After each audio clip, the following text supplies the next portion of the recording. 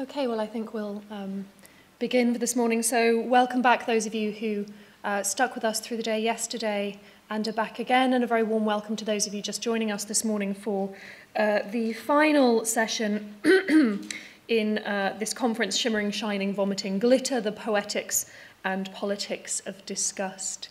My name, for those of you who weren't here yesterday, is Lucy Bradnock, and I had the pleasure of co-convening this symposium with Isabel Whiteleg and the staff of Nottingham Contemporary.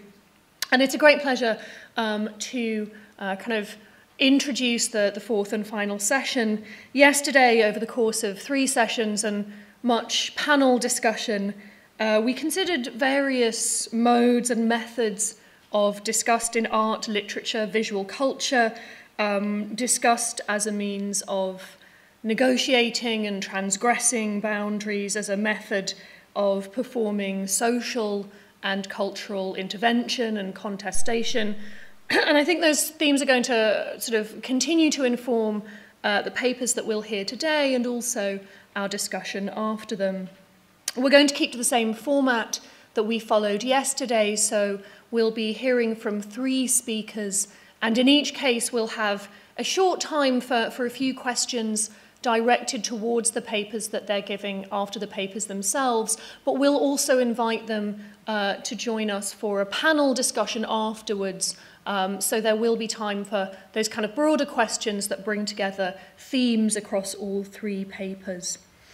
Just, of course, a little bit of housekeeping. Do please remember to turn your phones off or onto some kind of silent mode so that we're not disturbed by the rough music of ringtones during our conference. For those of you who are so inclined, we would encourage you to live tweet the conference using the hashtag disgust, which means, as we found out this morning, that the conference tweets will be kind of intermingled with a whole series of global tweets on the theme of disgust from a number of really very colourful and amusing angles. So we're kind of entering into a much broader debate there through the medium of Twitter, which is really excellent. I would encourage you to have a look.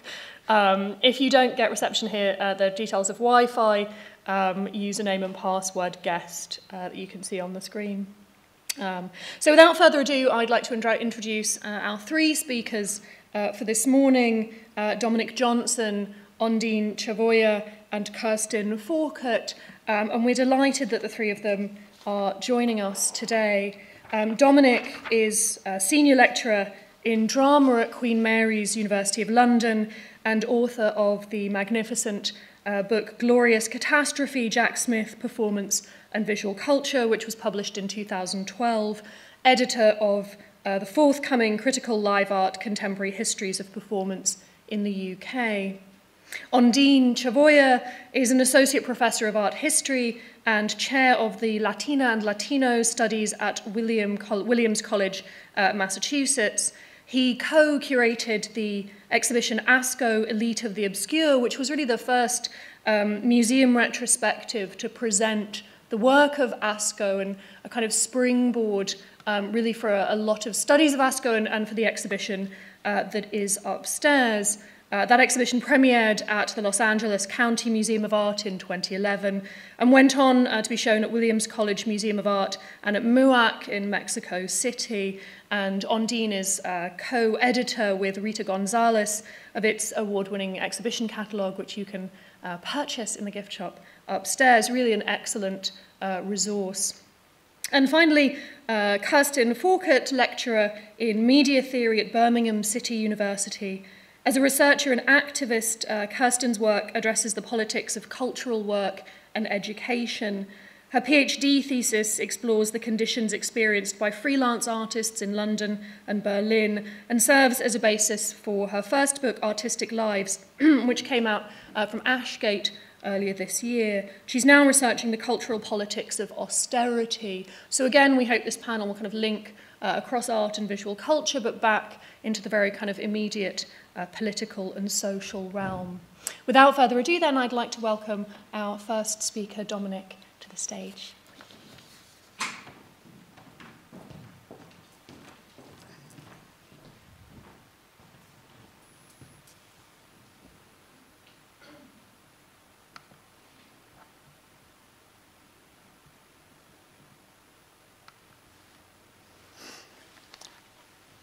So thank you to Lucy and to Isabel for inviting me. So this keynote, this sort of paper comes from a recent book that I published, which is a book on the work of Ron Athey called Pleading in the Blood, which I did with Ron Athey. And so it takes a part of that and kind of expands it and sort of gears it towards this event. And so I'm going to talk about disgust in three ways, which I think are the same ways in which the book also, in a sort of, maybe in a kind of subliminal way, explores the theme of disgust in terms of, firstly, disgust being something that grounds the aesthetic, and rather than being something opposed to or beyond or outside of our sense of the aesthetic. The experience of disgust being contingent, and thirdly, that embracing disgust allows us perhaps to rethink culture in some ways as not exclusively benevolent in the way it functions, so that culture isn't clearly and solely sort of directed towards a social good. So I'm going to jump in. And just the first bunch of images, which are a bit grainy, they're all video grabs from the existing documentation of the performance that I'll be talking about in the first half or so of the paper. Okay, so in the United States Congress in June and July 1994, Jesse Helms, the late Republican senator for North Carolina, introduced a series of pronouncements and legislative procedures against the artist Ron Athey. In the final years of the culture wars, Helms would use Athey and his work as a scapegoat to police the threat posed by what the religious right deemed to be antagonistic, offensive, or indecent art. And particularly, Helms sought to restrict federal funding for art that involved, quote, mutilation or invasive bodily procedures on human beings dead or alive, or the drawing or letting of blood, end quote. And what this did, like many of Helms's amendments, was attempt to sort of bring obscenity legislation in through the back door after the sort of de-routinization of obscenity legislation in the US. And similarly, things happened akin to that in the UK, which we'll get to later. So Helms's antipathy towards Athey was part of a greater program of assaults on the National Endowment for the Arts, the institution sanctioned to distribute federal funds to cultural organizations and, at that time, to artists. Helms's campaign began in 1989 in response to the work of Robert Mapplethorpe, Andres Serrano, David Wojnarowicz, and other artists. Mr. President, Helms stated in 1994, quote, I have tried without success to establish in my own mind why artists are obsessed with trying to prove that black is white and white is black, and that disgusting, insulting, revolting garbage produced by obviously sick minds is somehow art, and that this art is worthy of being subsidized and rewarded with grants of federal funds, end quote.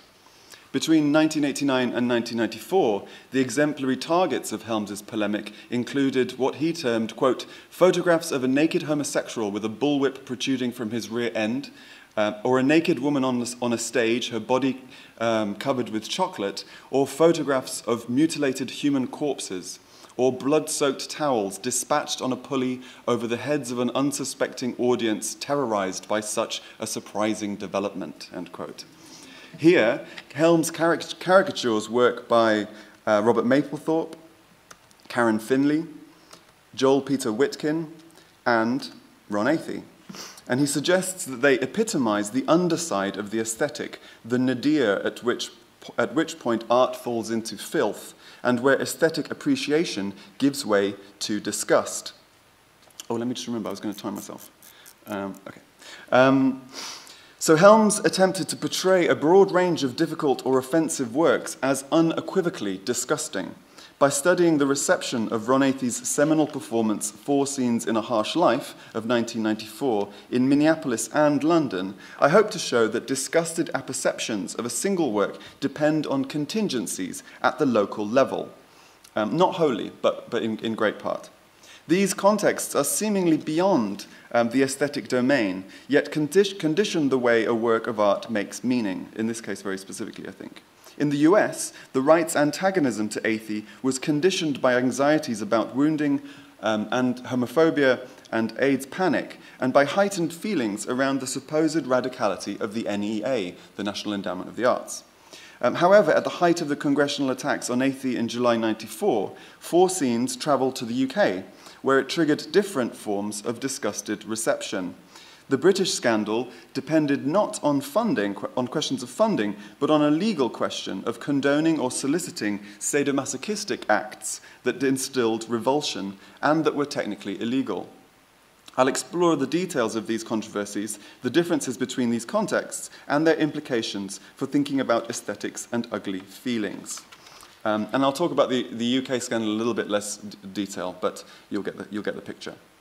In a monograph on the topic of disgust, Winfried Menninghaus defines disgust as a condition of the production of meaning in philosophy, art, and culture since the 18th century. For Menninghaus, disgust constitutes both the upper and lower limits of aesthetic pleasure. Aesthetic space for Menninghaus is therefore grounded in what he calls an abysmal assumption, an abysmal condition, by which the beautiful tends, in and of itself, to become disgusting. For example, the aesthetic object that commands our attention may become too beautiful, i.e. tend towards rapture, or not be beautiful enough, which tends towards revulsion. And that's only one example. There are many different ways in which the object tends to up to the lower or upper limits of the beautiful. So Athey's work may well invite both extremes. Menninghaus argues, quote, disgust not only defines and threatens the aesthetic realm from the outside, but, due to beauty's self-sickening tendency, has always already infiltrated its interior structure. End quote. As such, aesthetic space is a volatile condition whereby the borders of the disgusting surround and condition the locus of pleasure. Menninghaus's theory allows for disgusted apperception as part and parcel of the aesthetic project, rather than the signal of a signal of a project's shortcoming as art. These problems are particularly germane to the work of Ron Athey and to the criticisms posed by his detractors. I will explain how Helms seized upon the perceived opposition between aesthetics and disgust and framed Athey's invocation of ugly feelings to reinvigorate attacks on the NEA. This allowed Helms to deploy 4 scenes in a series of ideological maneuvers set on decimating the future of publicly funded art in the US, which he mostly achieved. So Athey's notoriety commenced after he presented several sections from 4 scenes in A Harsh Life as part of a festival programmed by John Kilaki of the Walker Arts Centre in Minneapolis. The performance took place on the 5th of March 1994, not at the Walker, but in a 100-seat fringe venue called Patrick's Cabaret in South Minneapolis. The extant video documentation, which I've been showing images from, shows a series of performed images, beginning with Divinity Fudge doing a balloon dance, followed by Athey bursting the balloons with a cigar and planting its burning tip into Fudge's buttock. The following vignette, The Human Printing Press, lasts around 4 minutes, and it is this scene that would incur the prolonged wrath of his detractors. Here, Athey made 12 cuts on Fudge's back, using a scalpel, 3 crisp sets of parallel lines and a broad triangle. Each gash reveals a bank of white fat highlighted by shining brown skin. The white pockets slowly brim with blood, which streams down the center of Fudge's back. Athey works quickly, blotting the wounds with absorbent square towels. Using butterfly clips, his assistants Pigpen and Julie Tolentino attach the prints to taut lines that pass through the audience. After the 10th blotting or so, the prints sharpen, showing a precise impression of the 12 wounds in their geometric formations. Each is a blunt logo of Fudge's mute endurance beneath Athey's scalpel. After a blackout, the performance continues with further scenes that examine Athey's Pentecostal upbringing, his former drug dependency, and his diagnosis with HIV. The performance is couched in the visual language of martyrdom. We see religious stigmata, enactments of the burden of prophecy, the gift of tongues, a surgical crown of thorns. Key images include Athey gouging his scalp with a spinal needle, mopping the rivulets of blood in white sheets, 30 hypodermic needles inserted geometrically up the length of his outstretched arm, and a modern primitives wedding ritual. Quote, "There are so many ways to say hallelujah," Athey preaches from his pulpit in the performance. After an hour, the performance comes to a close. In Minneapolis, there was no commotion, no outrage, just the claps, whoops, and whistles of an appreciative audience. On 24th of March, some 3 weeks after the performance, the Minnesota Star-Tribune published a front-page article by local journalist Mary Abb. Sensational reports quickly spread in the syndicated press. Abb did not attend the performance in Minneapolis, but wrote a review in response to a single letter to state health officials. Abb reported that a, quote, "informal complainant expressed a concern that people in the theatre could have contracted the AIDS virus if blood had dripped on them," end quote. Such anxieties would have been misplaced. The towels were securely fastened, and blood could not drip from the highly absorbent fabric. Moreover, the blood was that of Divinity Fudge, who was HIV negative. Abb cited an audience member who alleged falsely that people, quote, "knocked over the chairs to get out from under the clotheslines," end quote. The video documentation shows no commotion in this or indeed any other part of the performance. Moreover, in the lengthy post-show discussion, audience members engaged conscientiously with the performance, but did not offer questions or comments about the human printing press. The Walker's director, Kathy Halbreich, described the single complaint as lacking in dignity, and curator John Kilaki noted that it was, quote, "extremely homophobic, but also extremely AIDS-phobic," end quote. After the Associated Press picked up Abb's report, reactions were swift. The Christian Action Network and the American Family Association sent out a, quote, "declaration of war," end quote, that included a letter template for its members to send to Washington. Pat Robertson, the political broadcaster, attacked Athey on the 700 Club television program and disseminated posters of Athey depicted as the Antichrist. Right-wing activists spray-painted red graffiti on the doors of the Walker and phoned in hate messages and death threats against its curator. In June 1994, these activities brought Athey's performance to the attention of moral crusader Jesse Helms. "Speaking of depravity," Helms proclaimed on 25th July 1994, quote, "this past March brought reports of yet another NEA-subsidized performance by one of these artists," end quote. Pausing before artists, he lends the word a mocking emphasis. Suggesting Athey as an imposter, Helms underscores this strategy with snide references to Athey's so-called art and his, quote, "great moment of artistry in a performance subsidized by the National Endowment for the Arts," end quote. Helms made his presentation to Congress standing beside a life-size black and white portrait of Ron Athey. The image showed Athey as an AIDS-era Saint Sebastian, bound by his hands to a post and covered in rivulets of blood. "That is his picture," he said, gesturing to Athey in effigy. Quote, "a very handsome man, if you like that kind of man," end quote. The choice of words condenses Athey's multiple depravity as a homosexual, charlatan, and masochist. Helms proceeds with a long description of Athey's performance, including long recitations from an article Athey published in the LA Weekly. Helms continued by introducing his new amendment to prohibit the funding of similar work, which I cited from earlier, and he initiated a series of heated debates about the suitability of Athey's performance for public consumption and, of course, for federal funding. However, Athey was not funded directly by the NEA. He received $150 from the Walker towards travel expenses, which may have been drawn from the centre's annual NEA funding, which amounted to $104,500 in 1993. In fact, Kilaki noted that the $150 Athey received was amply covered by ticket sales, and therefore did not necessarily come from the NEA grant. Regardless, Congress called upon NEA chairperson Jane Alexander to defend her annual budget of $170 million from swinging cuts. Senator Robert Byrd proposed a decidedly disproportionate reduction of 42% in the federal disbursement for theatre and visual arts. the initial proposal was defeated, and after strenuous debate, the NEA's overall budget was reduced by 2%, which amounts to 3.4 million in cash terms.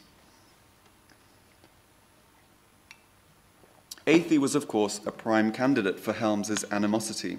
The extremity or marginality of his biography, his sexuality, and his aesthetic strategies could easily be caricatured to turn the stomachs of Helms's congressional audience. The art historian Jonathan Katz notes that for Helms, quote, the mere sight of same-sex sexuality was assumed to be sufficiently repugnant to catalyze opposition without need for any rational argument, end quote.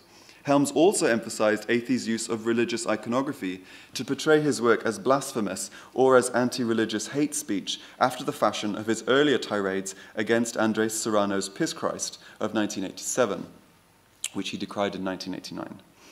Describing Athey as, quote, immobile while co-performers weave spinal tap needles through the skin of his shaved head and then wind them with wire to create a crown of thorns, end quote, Helms argues something is seriously amiss when such work is rewarded as, quote, the best art America has to offer, end quote, citing the NEA pledge.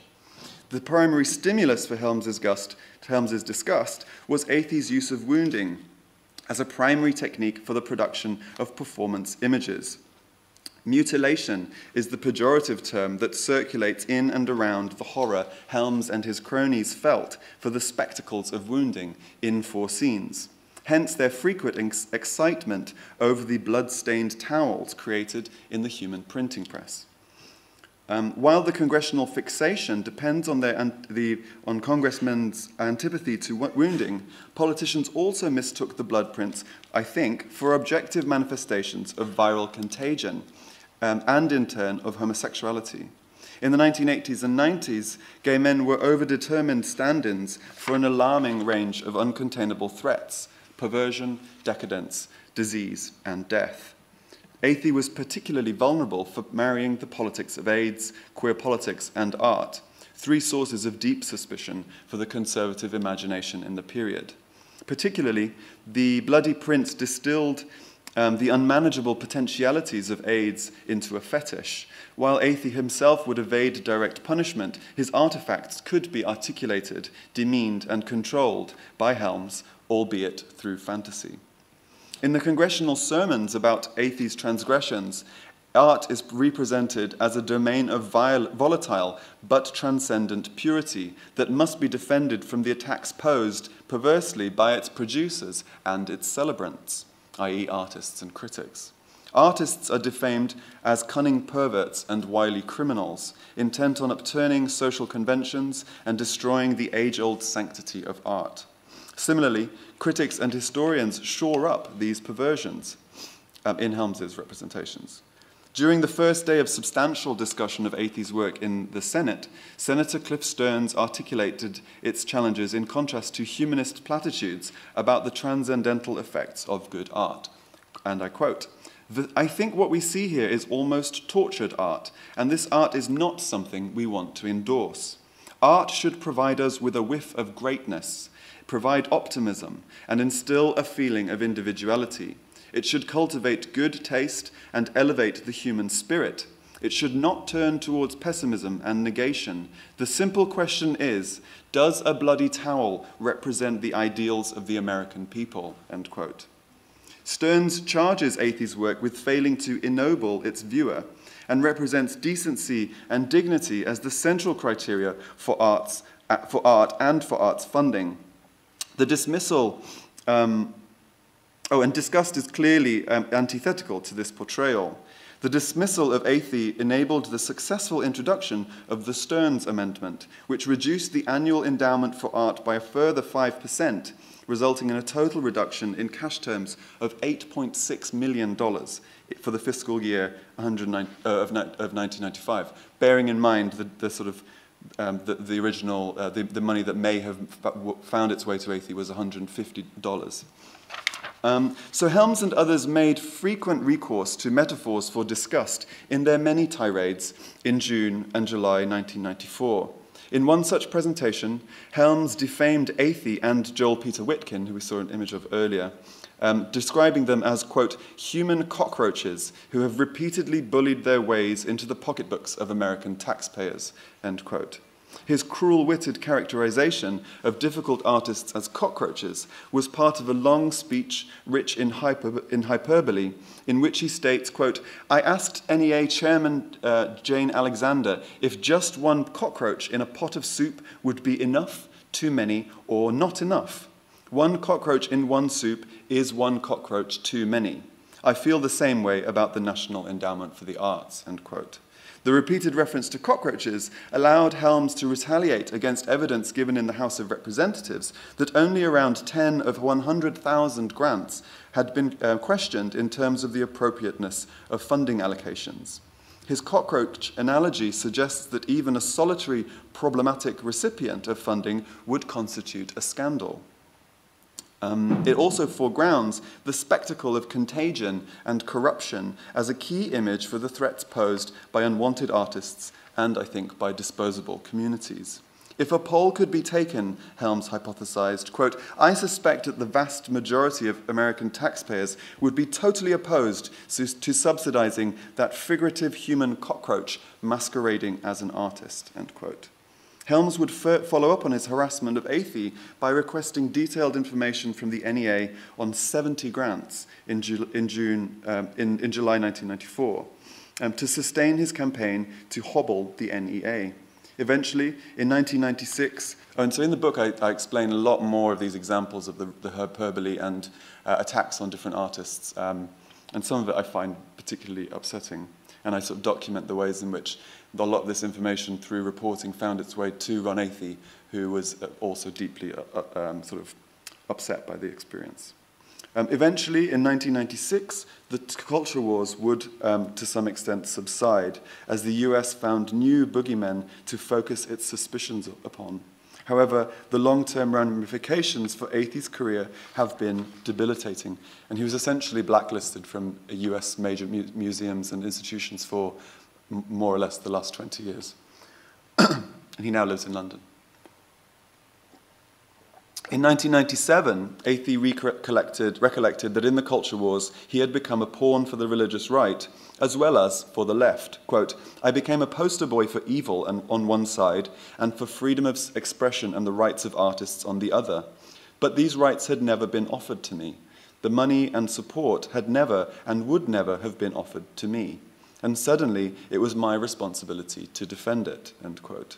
So he was invited to speak on chat shows, interviewed in the news, and expected to defend the rights of artists to receive the money that he was never a party to receiving. And he was even tutored by the Walker and by various other institutions to make sure he represented the NEA and different institutions in a light that would facilitate further funding. So the question of the rights of artists was highlighted when Four Scenes was censored at the Institute of Contemporary Arts in London in the same month, July 1994. So he'd been booked in the previous, I think, November, and so at the time that the furore was at its height, he was preparing to travel to the UK. So the backdrop to Athey's difficulties at the ICA is a protracted legal battle against practitioners of consensual sadomasochism, which subsequently criminalized Athey's signature use of piercing, cutting, and other body modification techniques. In September 1980, there's a bit of a gear change here, but hopefully it'll make sense. In September 1989, 6 men were charged in the United Kingdom under the Offences Against the Person Act of 1861 for carrying out private, consensual, sadomasochistic acts. The charges were the highly publicised culmination of Operation Spanner, a police drive against the production and distribution of hardcore pornography. And these charges were brought after a private videotape documenting the 16 men's SM practices fell into the hands of the police. The trial that ensued, R.V. Brown and others of 1990, was a controversial test case which sought to decide whether or not an individual might legally consent to actual bodily harm, in this case a range of acts including cutting, flogging, branding, and genital piercing. The conviction and sentencing of 15 of the men in December 1990 showed that the courts do have a legal power to restrict subjective agency interfering with the individual's claim to full ownership of one's own body. And I can tell you a lot more about that case if you want to hear the details. And I'll tell you a bit about it now anyway, or in a bit. For legal historians Lois Bibbings and Peter Aldridge, the case R.V. Brown and others formalized the uncertain distinctions between the legal, the questionable, and the illegal by simplifying cultural perspectives on acts of public and private wounding. And this precedent would have clear implications for sexual subcultures, as well as, perhaps surprisingly or perhaps not, for art and performance which included wounding.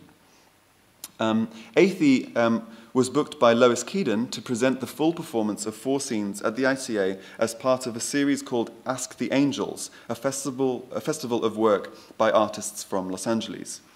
In July 1994, Operation Spanner and the concomitant convictions had recently become newsworthy again due to the failure of a protracted appeal to the House of Lords in March 1993. Moreover, the defendants had recently taken their appeal to the European Court of Human Rights. The verdict against the men was upheld when the court finally rejected their appeal in February 1997. Lois Keedon was director of live arts programming at the ICA. She later recalled, in an interview I did with her, she recalled that the ICA raised concerns about its own potential culpability for soliciting acts that had been recently reaffirmed as criminal in the eyes of the law. And upon consultation, the board of directors refused to host any part of Athey's performance that could provoke media outrage or legal proceedings. And that term soliciting is quite interesting in the context of British sort of backdoor censorship of performance, in that in 1980, the director of Howard Brenton's Romans in Britain at the National Theatre was charged by a private prosecution was brought by Mary Whitehouse, the sort of British moral crusader, on account against a scene which depicted the rape of a young man the rape of a druid by a Roman on the stage, and he was prosecuted not for obscenity because the Theatres Act of 1968 abolished state censorship of the theatre, but she brought a prosecution by taking the director to court for soliciting a lewd act in public, thereby using the legislation that prosecuted people having sex in toilets, essentially, and tried to make a case that the effect of seeing the image on stage was equivalent to the effect of seeing an act accidentally in say, a public toilet or a park. And so the ICA were actually quite right in their concern that a non-sort of theatre-oriented or a law not related to, say, the Obscene Publications Act or the Theatres Act might be used in order to bring a prosecution against the ICA. So I'm very interested about this kind of use of different tactics to sort of when obscenity becomes a much less likely type of prosecution, other laws are sort of deployed or reframed in order to sort of seek legislative address. Where was I? Okay, so in The Guardian, so one of the things that's very interesting is that Ron Athey's treatment in the UK and at the ICA was very well documented. However, it's been completely obliterated from performance history, at least. In The Guardian, journalist Claire Armitstead linked anxieties about Athey's performance to the ICA's fears of legal repercussions. Armitstead highlighted the problems posed by 4 scenes in punishingly terse terms. Quote, whereas self-mutilation is permissible, the involvement of another person is not. She explained that this legal anomaly meant that, quote, British law had forced changes in Athey's act, end quote. As an aside, self-directed acts of self-injury were programmed without concern, including Mehmet Sander's brutal performance, Forced Solos, in which he exerts his body to very, very strenuous experiences, including falling from great heights, running into walls, falling from a headstand naked onto his back.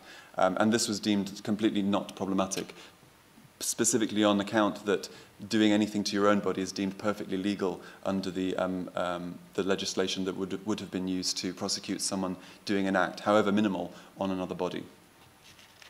So Lois Keedon admitted her frustration, telling Armitstead, quote, the whole Spanner case is to do with definition. What's inflicting pain or pleasure? It's extraordinary that a ruling on sexual practices should dictate what an artist can or cannot do, end quote.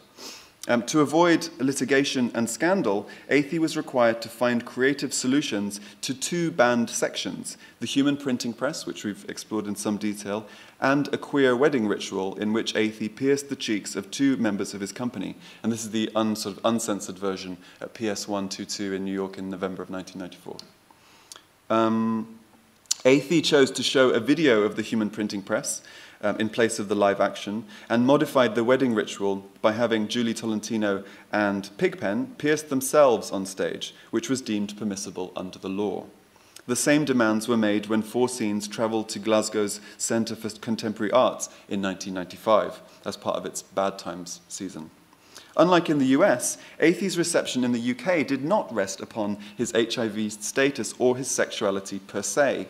The ICA's statements were never explicitly homophobic, and indeed hosted a really informative series of events discussing the legislation and its effects, and brought in people from an organization called the Spanner Trust, which was a pro-SM lobbying group, which still exists, which were invited to discuss the implications.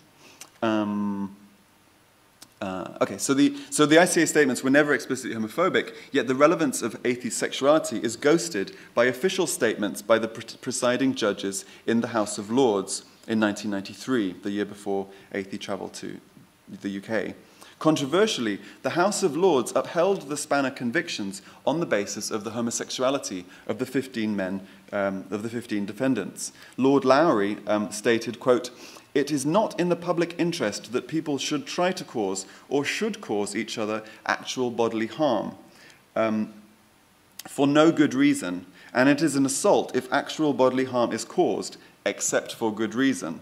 Sadomasochistic homosexual activity cannot be regarded as conducive to the enhancement or enjoyment of family life or conducive to the welfare of society," end quote. As in the NEA controversies, the concept of the, quote, social good arises as a strategy to demean practices that were considered marginal, unfamiliar, or distasteful. Social benevolence is constructed here as a foil to that which invokes disgust, namely sadomasochistic activities, albeit in a dungeon or on the stage. An emphasis was placed on the good reason for which wounding is acceptable in order to distinguish between the illegality of the acts under scrutiny in the Spanner trial and properly legal consent to injury by other people. For example, the corporal punishment of children, boxing or rugby, cosmetic surgery, and conventional bodily alterations such as ear piercing. And there's a huge amount of literature on these sort of surprising distinctions, including the surprising inclusion of spanking, in which, interestingly, the person doing the spanking consents on behalf of the child who has no right to informed consent, which is a very complicated theorizing of what consent consists of. A further adjudicator reinforced this point, stating that, quote, "manly sports and exercises which tend to give strength, activity, and skill are not unlawful, and therefore persons playing by consent at cudgels, like hitting each other with sticks, or foils, or wrestling, are excusable, even if death ensues." And we can talk about that later if you want as well. The ICA's board was prohibitively cautious with regards to Athey's performance in the light of the court's prejudiced perspectives on different uses of injury and its unyielding disapproval of acts of consensual injury in sexualized, i.e. specifically homosexual settings. In the reception of Four Scenes in both the US and the UK, writers would defend the principles of free speech or proclaim the economic self-sufficiency of the arts, but few were outright in their defense of Athey's work. Writing in The Guardian, Homi K. Baba was a rare defender of Athey's Four Scenes. And in the US, the sole voice of dissent who defended Athey in terms of his actual work was the civil rights activist and calypso singer Harry Belafonte. And so it's very interesting that it's very specific voices that decide to speak out on behalf of the work and not behalf of kind of abstract principles. In a searing polemic, Baba explained the intense reactions he felt after viewing a recording of the uncensored performance of Four Scenes, arguing that, quote, "The intensity of the work allowed me to empathize with Athie's quest to come to terms with a body and a mind that had been violated by lacerating lovers and unforgiving, oblivion-seeking syringes," end quote. Baba critiqued the attempts to suburbanize artistic practice in the US culture wars and in the aftermaths of Operation Spanner. He argued that the power enacted against Athie and other artists was part of a deeply troubling campaign that was explicitly anti-intellectual and anti-minorities. Baba denounced the suburban culture of paranoia, his term, that criminalizes consent, restricts individual agency, and refuses sexual and racial minorities the dignity of subjective self-determination. At the same time, however, Baba strategically distanced Four Scenes from its local contemporary context by comparing Athie's actions to classical representations in the Western canon. He writes, for example, quote, "Athie's ritual of self-controlled body scarification seemed like a retributive and healing act, and I found myself no more fearful or offended than I am when Oedipus tears out his eyes at the end of Sophocles' Greek tragedy." And similar arguments were actually made in Congress, where sort of more sympathetic senators would say, well, if we criminalize the representation of mutilation or the kind of mutilation of corpses, many of the representations in the state capital, in what's it called, the state capital would be criminalized or would not be available for funding, which involved images of flaying or scalping and similar acts, or war imagery. Okay, so to conclude, I have attempted to show that despite Baba's well-intentioned strategy, Athie's work can be studied, and I think should be studied, in the specific local contexts within which it is presented. In the example of Four Scenes in a Harsh Life, the controversies that ensued cannot readily be separated from the aesthetic project of the work. The production of meaning is dependent upon the images produced within the work and the complex network of responses that they procured in both congressional and institutional contexts, as well as in the media. The work undergoes slippages of meaning and signification when it is staged in a new context. Indeed, Athie acknowledges the possibility of semiotic misfire in work that employs live wounding. Of Four Scenes, he would write in 2003, quote, "Can a suicide show with 99 degrees of auto-mutilation shift the public's perception of self-destructive behavior, repackage it into a rite? Or is it just a tiny little fake death full of kinky edge play backed up by an overly didactic message?" End quote. Whether a tiny little fake death, or something more robust, Athie's work commands visceral responses from both his celebrants and his detractors. Defenses of art against the threat of disgusted apperception sometimes draw upon the benevolent cliché that art must be solely a force for social good. Such strategies imply disgust and other negative affects as chalk and cheese to the register of the aesthetic itself. Senator Helms might seem like an easy target on account of his evangelical zeal, hyperbole, and his limited nuance as a critic. Yet the sequestration of ugly feelings from the aesthetic domain is a strategy that runs deep in cultural commentary of many stripes. Jonathan Dollimore has persuasively critiqued the stupefied reverence that naturalizes respectability and wholesomeness as the truth of art. Dollimore suggests that humanistic defenses of art and other well-intentioned lies can be as damaging as explicitly iconoclastic attacks such as those by Helms or his British counterpart, Mary Whitehouse. Don't you love that? Moreover, Dollimore writes, quote, "The active incitement of disgust can be an effective strategy of satirical critique and political opposition, a confronting of culture with its constitutive repressions," end quote.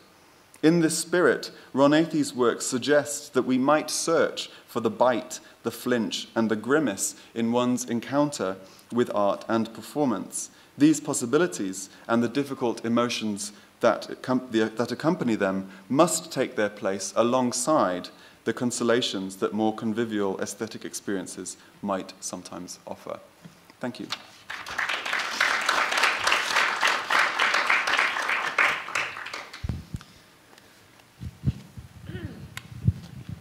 Well, I think we have time for a few questions for Dominic, so maybe we'll just open that straight up to the floor.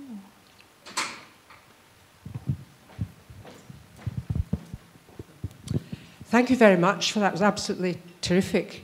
And a candidate for this conference would have been degenerate art. And so much of Helms sounds exactly like what was going on in Germany in 1937.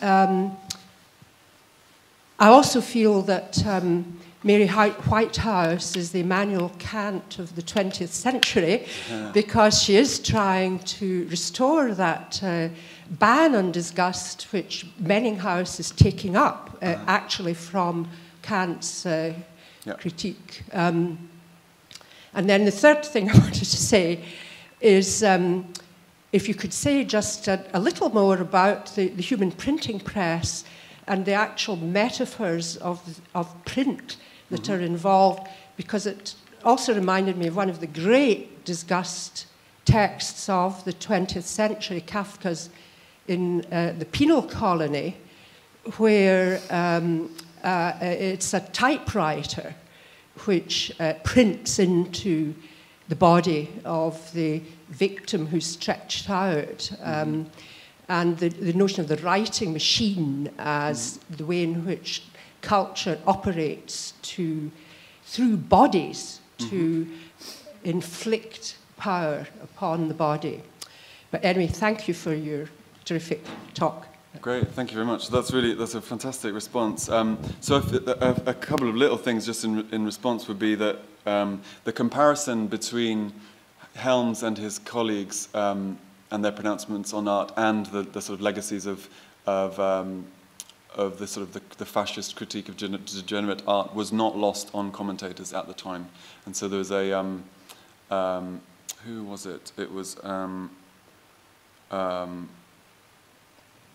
I can't remember, the name will come to me. There's he's a theatre director that wrote an article, I think in the New York Times, that is explicitly described, that used actually that or a similar statement that I read out about the kind of that art should have a whiff of greatness, etc. And he places it directly against a statement, I think, by Joseph Goebbels, and it's quite striking. It's really it entails its own kind of hyperbole, a sense, in placing the two together.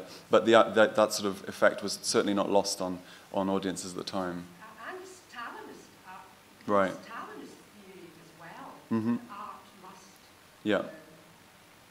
produce the pair of heroes. Mm-hmm. Absolutely, and I think for me, there's something quite interesting in terms of if we're going to talk about disgust.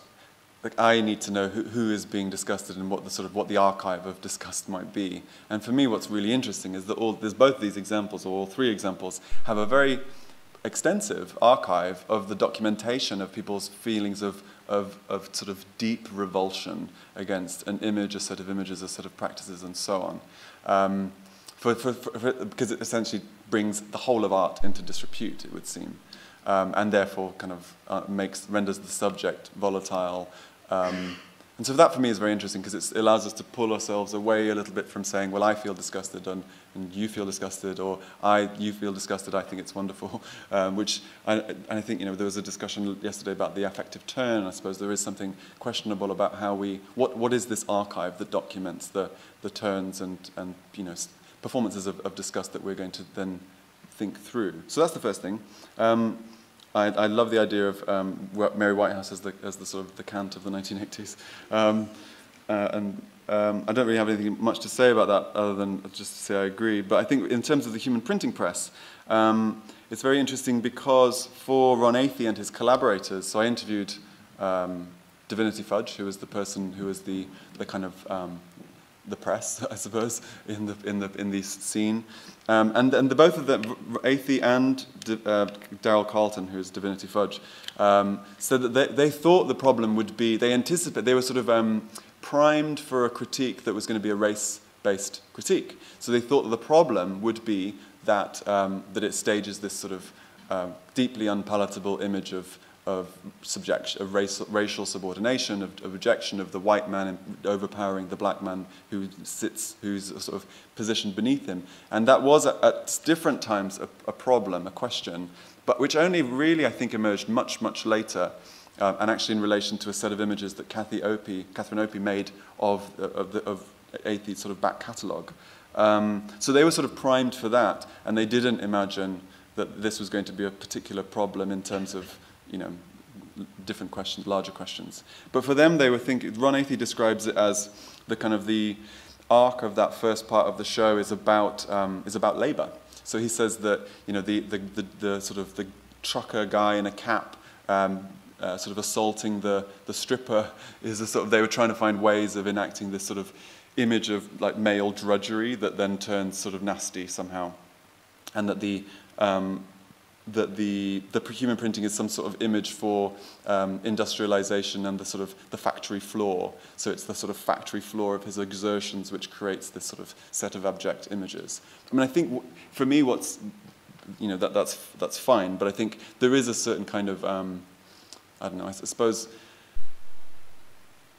I don't want to call. There's a sort of a sense in which maybe those images or those readings don't always sort of hold, partly in the face of the images and the kind of events that follow in the same performance. So I suppose for me, I'm not sure how how to do something with those images or make something of them, because the images that follow and the kind of the overall responses were so sort of formidable. But yeah, that's all I really have to say about that. Thank you, though.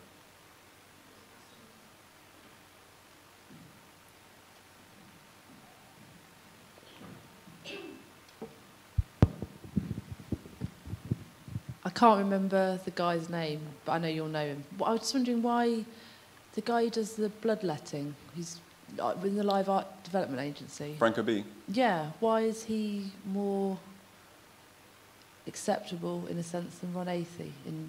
I don't know, he seems like he's more, what's the word, in popular consumption, in the UK. Do you know what I mean? And Ron Athey still seems to be sort of subcultural to Franco B somehow. I don't know. Or is that not true? I don't know. I suppose I'd want to know how we'd measure that, but I think I don't know, to be honest. I don't know if that's the case. I think if we look for sort of specific markers of both their marginality and their kind of assimilation into the major institutions, they're on an equal footing. I think there's something particularly unsettling about Franco B's work in a different way to Ron Athey's work, even though they both rely on, or they both, at least Franco B used to, they both rely on the use of and the sort of the kind of the use of blood as a material. But for example, Ron Athey was at the Tate a few weeks ago we presented his book and did a series of his screenings. Franco B performed there in 2003. I don't know. We can find examples that try and, so I'm not sure. I'm a bit. So I suppose I'm a bit uncomfortable with trying to sort of measure or kind of sort of as though there's a kind of algebra of marginality or something. So I don't know. I think it's a very complicated question. But there would be ways there would be ways in which their work is received differently, because Franco B presents himself as a painter who makes performances, and the work is very much contextualized in the way he speaks about it in relation to that concept. Therefore, he's more assimilable to mainstream institutions of visual culture and visual art, whereas Ron Athey describes himself as sort of showbizified, that he uses theatricality very, very explicitly, camp characterization, persona, music, lights, glitter, smoke machines. So that makes him a little bit less easy to assimilate into the sort of the canon of visual culture, if that's what one would want to do. Interestingly, though, Franco B is probably the first person to make a high-profile response to a spanner in 1990. I've written a chapter on the sort of the reception of spanner that's in this book. I can tell you about it if you want to know. But he was making works which explicitly responded by stitching his lips together in 1990, creating images where he had images and words and slogans carved into his back with a scalpel and documented, and so on. So there would be a whole different story which we could tell about the impact of Spanner, in the same way perhaps, or in an equivalent way to which Ron Athey's treatment in the NEA is part of a much larger sort of spectrum of problematic receptions and reframings of work. The reason I find Athey's work interesting in and of itself, but also for me it's quite interesting because he sort of, even though he was a major target in the NEA debates and the culture wars, he often falls outside of the kind of the key narrations of that period, because he is the sort of the last great target of conservative enmity. So that's a rambling response. But. I mean, thanks for that, because it was really brilliant. Now, I think that question about the contingency of different international audiences is really important. And I just kind of wondered on that tip about the religious element of this, which you seem to have sort of skirted around a little bit. The work is very clearly based around kind of religious rituals. The imagery is kind of blasphemous in a sense. And that aspect of it, which is one of the other, you kind of said that the three conflicting things were AIDS, queer kind of political activism and art, but this kind of religious aspect is obviously massively overdetermined in an American context in a way that it kind of isn't here in the UK. And I just wondered if you could talk a little bit about that religious aspect, and I'm kind of interested in why that's something that sort of, that it felt to me just a little, you were kind of skirting around in the reception. Yeah, I mean, to be honest, I think from reading all of the congressional record of Helms and his contemporaries in their response, it is marginalised. And I think the reason is not because it's marginalised in the work, because it's absolutely central to the work. I think Helms probably learned a lesson through his treatment of Serrano and other people, Joseph D'Amato and other people, that basically it wasn't it was a very complicated approach to take. And so I think he seized upon images in which he could sort of more, I mean, I don't want to speak for him obviously, but I imagine, it feels from reading it that maybe he was seeking a more dependable image of revulsion, and Athey fit the bill. Similarly to the previous people who were sort of attacked by Helms were the NEA4, Karen Finley, John Fleck, Holly Hughes, and Tim Miller, all of whom it was specifically sort of sexual wantonness or something that was the problem image. I think there was a strategic moving away, although at the same time he was, the Antichrist in like a poster campaign in the southern states. Athey was. So yeah, I probably do skirt it. I mean, I guess in a way, like one of the sort of not very good responses would be that this is taken from the book, and the book very extensively documents the sort of the challenges. And also, I think maybe another reason I possibly skirt it is I just really don't. I think for a person, from England, it's just very hard to understand the level of tension in the US that circulates, or that is founded upon religion. And so in the book, it's an edited collection, and many other people, including people from the US, and including Athey himself, who's a fantastic writer about his religious upbringing and his sort of refusal, his turning away from Pentecostal Christianity or Pentecostalism, that's sort of well trodden in the book. But I agree. Realistically, it should be the four key things. But it is interestingly underplayed. I think also because very early in the debates, Helms says something like, a kind of a Democrat responding to him says, aren't you? So he says something like, basically, what your argument, the new amendment, which bans the representation of mutilation and of the drawing of blood, etc. He says, aren't you criminalizing or preventing the funding of Christian art? That an image of the crucifixion would now therefore not be permissible. And Helms does this great sleight of hand where he says, if this amendment could prevent the crucifixion of our Lord Jesus Christ, then I think perfectly yes, we should bring it into play, which is preposterous, but it's a great sleight of hand. So I think he's actually, I call him not a very nuanced art critic, but he's a particularly nuanced sort of rhetoric. Well, I think maybe we'll kind of leave it there and maybe ask those of you with questions to kind of hold them for the panel discussion. But for the moment, thanks very much, Dominic. That was really fascinating. Thank you.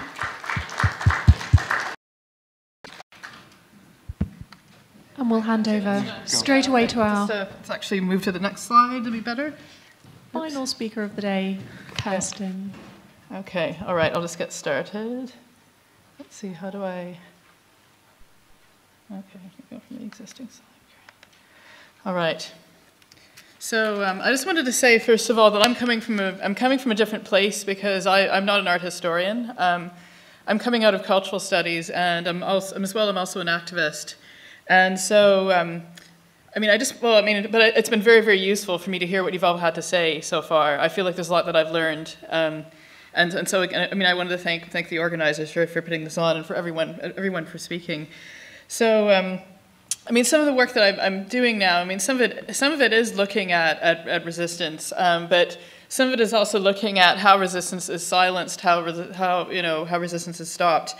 And so, I'm afraid this is going to be a bit of a pessimistic account, but it's really from the goal of truly trying to understand certain processes that are about social anxiety in the context of austerity. So I just wanted to, so what I'm talking about here is a tendency within the current economic climate, which is about a kind of, what I'm calling kind of new moralism, which is deployed by politicians, by press commentators, and unfortunately certain elements within the general public, which ends up silencing resistance to austerity. And I would say that what this does is it's shaped by and also perpetuates dominant narratives about the causes of the recession, that it's not caused by the excesses of the financial sector, but instead by an overly generous welfare state and an overly permissive immigration system that results in the wrong people having access to public services, such as the unemployed, the disabled, single parents, and immigrants, for example. And so, so this image is from the Conservative Party conference, and notice the slogan for hardworking people. And there's a sense that, the hardworking people aren't actually any of us. So I just wanted to start out, sort of who are these hardworking people? And I want to say that, so the new moralism I'm saying it's not only a narrative about who caused the crisis, but it's also a certain kind of public mood. And which I'd see as a sense of melancholy and nostalgia for an earlier moment when livelihoods were supposedly more stable and lives were more authentic, like the 1940s, evoked by those "Keep Calm and Carry On" posters. And related to this, there's also a guilty sense that we're living less virtuous, healthy lives after the binge years of credit-fueled consumerism and open borders, and so now must repent and return to those worthier times when people knew how to mend things and didn't eat fast food or own flat-screen televisions. And the poverty and hardship of that time is often ignored, let alone what it would have been like for you if you were a woman, if you were queer, or if you're an ethnic minority. We can interpret this nostalgia, I think, in terms of a loss of hope for the future, particularly hope for a better world, making it tempting to romanticize the past. And there's some truth to this, as many people believe that young people will be worse off than their parents, as they'll be faced with declining wages, insecure employment, and unaffordable housing. And what I'll be talking about a little bit later on is about the figure of the unemployed graduate as exemplifying this anxiety about hope for the future. But I'd say that this sort of moralism, this austerity moralism, also bears certain similarities to older forms of moralism. And one of these, there's a long history of kind of ideas of the deserving versus the undeserving poor, but there's the assumption that certain categories of people are taking advantage of the hard work and sacrifices of the majority. And this is explored in the 1970s context through the book Policing the Crisis, which explored how the discourse of mugging entered the British media context from the US. And I thought what was quite interesting, I've been revisiting this book, and what I think is quite interesting is that the authors examined the rhetoric of hard work. Hard work defined as arduous toil, as routine, and as they say, expenditure of time and denial of pleasure. And so you have hard work, and then you also have this contrast between the hard workers and the skivers. And this provided, as I say, a vocabulary from some very powerful moral feelings about social change and the loss of traditional values. Because the label of skiver was implied in a quite indiscriminate fashion and without really much evidence. So it was not only the unemployed, but it was also what they called outgroups, which included the poor, included young people, included students, and included black people. And they argued that in the vocabulary of social anxiety, blacks and Asians became ready-made symbols for and symptoms of a succession of dislocations in housing, neighborhood, family, sex, recreation, law, and order. So I think what is interesting here is this idea of, if you have the hardworking majority, and then you have these other groups of people who are supposedly taking advantage of them. But it's to do with these and with groups in society that are associated with social change, and somehow they become seen as skivers. So what I'm really interested here is that kind of slippage between, kind of a group in society is defined as an outsider, and then somehow they become seen as taking advantage. They're seen as skivers who are taking advantage of the majority. And another precedent of this is the discourse of the underclass, which became prevalent in policy circles in the 1980s and 1990s, and I think at this point in time has become a received idea and has involved in many ways the depoliticization of class. So the underclass was defined as existing outside the mainstream of society, as undisciplined and unaccustomed to the routines of work, and the bogeymen of the underclass were generally the kind of unemployed young man and the single mother. But as criminologist Jock Young has argued in The Sociology of Vindictiveness, the underclass discourse also became popular at a time when flexible capitalism was exacerbating job insecurity and declining living standards, meaning that many people were actually a lot closer to the underclass than they would like to admit.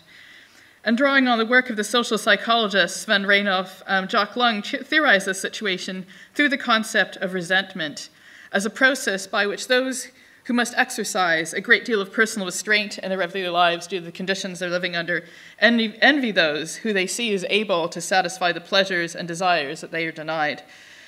And Jock Young also argues that precarious work and the instability associated with global capitalism has led to an intense drive for ontological certain release, insecurity, and deprivation. And so what happens is this drive for ontological certainty, combined with the kind of divisive rhetoric of the underclass discourse, produces sharp divisions between an us and a them, which are laced through with anger, guilt, and shame. So there are these two tendencies identified by these authors I've discussed that have done, I think, considerable ideological work. And I think in some ways they're setting the stage for what we're seeing in austerity. So there's the production of the outgroups, and the idea of that certain categories of people become symbols of social upheaval, and then claiming without any proof that they're taking advantage of the hard work and everyday sacrifices of the majority. And second, there's the politics of resentment at a perceived underclass, as at a time when we're in greater danger of slipping into it, as in that North American expression that we're all three paychecks or three pay packets from poverty. So how do these dynamics play out in the context of austerity? And I would say this idea of the hardworking majority who is exploited by outgroups is I think really being exploited at the moment. But I think we have work as this idea of hard work as this metaphor. But I would argue that it's not just hard work in terms of the drudgery of bad jobs, but it's also about the hardship of living with austerity, making do with less, giving up pleasures, and in some cases giving up with necessities. Because austerity exacerbates the conditions of precarious work that Jock Young talked about, while politicians in the media simultaneously use this divisive rhetoric about scroungers versus hardworking families. And I would say that essential to understanding the sorts of dynamics in the present is the idea of debt morality, which Maurizio Lazzarato has explored in the book The Making of the Indebted Man, which is about, he's trying to understand a kind of moral, how debt is framed as a kind of moral imperative. I mean, it's a moral imperative to pay off debts at whatever human cost. And he reminds us, actually, that the word for debt is very similar to the word for guilt. So he argues that within the context of austerity, social rights, such as unemployment insurance or health care or the minimum wage, become transformed into social debts. And then beneficiaries become debtors, and repayment means, as he says, adopting prescribed behavior, which is characterized as taking on the costs and the risks of the financial crisis as an individual, and accepting declining living standards, and for young people, conventional markers foregoing conventional markers of adulthood and financial independence. Debt morality also neutralizes politics by preempting questions about the terms of debt repayment, such as why people are being asked to make personal sacrifices and who benefits and who suffers. I mean, Lazzarato doesn't really talk about this, but debt morality also causes unpopular groups to be perceived as a drain on the scarce resources of the welfare state, such as the outgroups identified by the authors of the Policing the Crisis, or the so-called underclass discussed by Jock Young. So because Lazzarato is talking this very much in sort of economic terms, what he doesn't talk about is the kind of into forms of Imogen Tyler talks about the idea of social abjects or national abjects, you know, which then become seen as again a sort of undeserving, I think as access to the welfare state. And I mean, I'm not going to talk more about it because we've heard enough about it yesterday. But I think, you know, I think that the concept's been quite useful in trying to understand this kind of return to this social conservatism in the moment. But then what happens when this all happens at a time when, you know, when our sort of jobs and lives have become more insecure, where we're in danger, possibly some of us, of becoming social abjects or becoming part of the underclass that Jock Young talks about it. And so the coalition government's austerity measures place many people at risk of unemployment and destitution, but they simultaneously demonize the unemployed and destitute, and this creates further pressures to separate the us from the them. And this partly explains why there have been stories so far about the scapegoating each other. As in this quote from Fern Brady, so based on some research that she did for the Joseph Rowntree Trust on attitudes towards benefits. And she says that the disabled people think it's wrong the drug user down the road gets methadone. The drug user is outraged that the large family next door gets a spare room and hopes they're hit by the bedroom tax. The large family is sick of elderly people getting big houses they don't need. And then the elderly woman hopes these large families are forced to stop having kids once the money dries up. So, I mean, I just find this very disturbing, because it's a complete absence of any form of social solidarity at all. Now, it's these sorts of reactionary responses to austerity that I'll explore now. So what I'll be looking at for the rest of the talk is the reactions to the unemployed graduate Cat Riley, who basically who challenged the government's austerity measures. And I think the unemployed graduate is central in terms of this idea of kind of thwarted hope for the future, but also because a lot of the sort of government's austerity measures in this country and elsewhere have been, in many ways, disproportionately affect young people. And this is something that Paul Mason has written about quite a bit in his book, Why It's Kicking Off Everywhere. But it's this idea, for example, if you go to university, you're supposed to have a good job and a better life, but that's kind of not happening anymore. But it's kind of, I think, stirring up a lot of social anxieties around young people, around the future, and so on. So Cat Riley was a geology graduate at the University of Birmingham, and she was unemployed for 2 years following graduation. And during this time, she was volunteering at a museum. And then as part of the Department of Work and Pensions work program, which was basically a workfare program from long-term unemployed people, she was required to work at the discount retailer Poundland. It's a pound shop for 2 weeks under threat of losing her benefits. And then she and Jameson Wilson, who is an unemployed lorry driver, launched a legal challenge to the Department of Work and Pensions, as the government department that administers benefits. And then she was accused by Ian Duncan Smith, the Secretary of State for Work and Pensions, of being a job snob, as well as by other journalists. And then what happened was that Riley and Winson won the court case, but then the government used a little-known mechanism that allows for a retrospective change of legislation, so they wouldn't have to pay out money to all the people who'd wrongly had their benefits cut because they didn't want to take part in this program. They said they didn't want to take part in this program. But then more recently, she appealed against the decision and won a partial victory. So what I'm going to focus on now are some of the online reactions to Cat Riley's case, and specifically newspaper comments. And you know, why newspaper comments? I'm actually drawing again inspiration from Policing the Crisis, which was written kind of long before the internet, but I still think it's interesting because they try to talk about newsmaking in a kind of expanded sense, in a way that not only it was about sort of official news, but also they looked at abusive letters to the editor, and so on. And they argued that the social communication through which public opinion is formed Its form consists of everything from conversations between neighbors, discussions at street corners or in the pub, rumor, gossip, speculation, inside dope, and the organization of public opinion takes place at all these levels of social interchange. So, a lot of the communications they were studying, such as abusive letters, weren't actually made public, but they actually referred to a kind of assumed presence of the public, because you'd see they talked about a lot of statements about people agree with me or people should agree with me. So there's a kind of assumed consensus or an idea of a norm.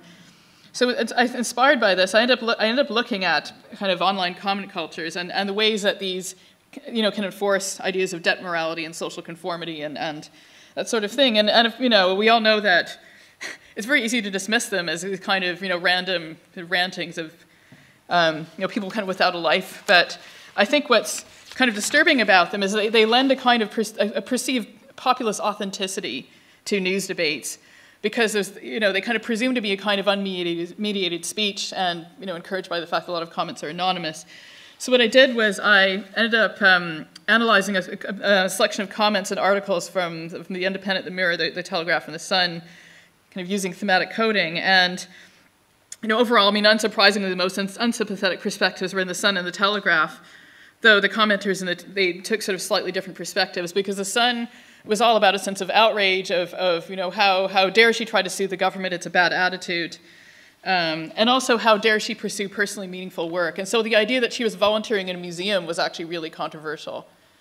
And at what they saw as the taxpayers' expense, though in all the newspapers actually there were comments about the idea that she was doing this on the taxpayer. And of course, the Independent and the Mirror were more sympathetic, and they mostly expressed a sense of outrage at the exploitative nature of the scheme and how profitable corporations could use it to avoid hiring paid staff.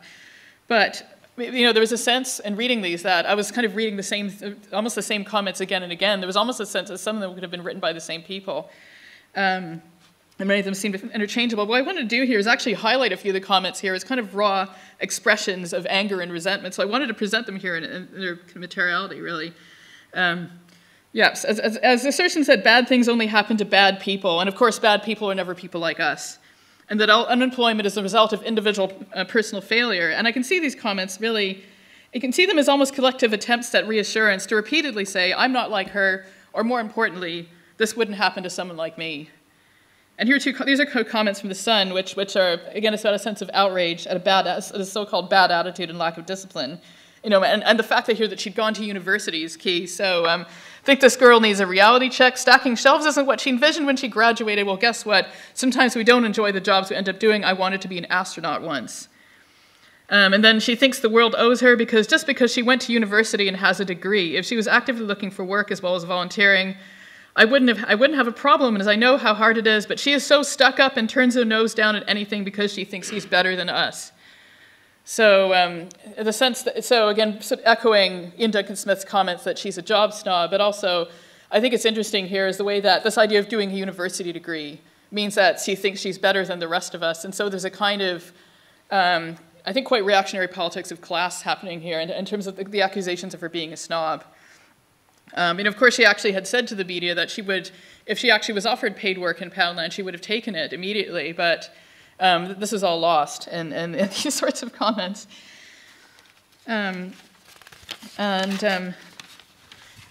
I say this also reflects a belief that in a recession, any kind of personal, meaningful work, or such as working, volunteering in a museum, or even the idea of having any kind of career, more than just paying the bills, has become a luxury, and that there's the idea that you should accept any work, even whether it's paid or unpaid. And, there's also a kind of assumed consensus, and she thinks she's better than us. I mean, who is the us that's being referred to? Presumably we all, the us is, refers to people who supposedly all agree with each other. And then comments in the Telegraph weren't so much about hard work and discipline. They're more about dismissing her for having made bad life decisions, bad career decisions. So if she'd been unemployed for a long time, the suspicion creeps in that the taxpayer was subsidizing a voluntary workplace in a museum. Should we do this for everyone who wants to be a museum curator or other profession of desirable but narrow prospects, such as a dancer, philosopher, sculptor?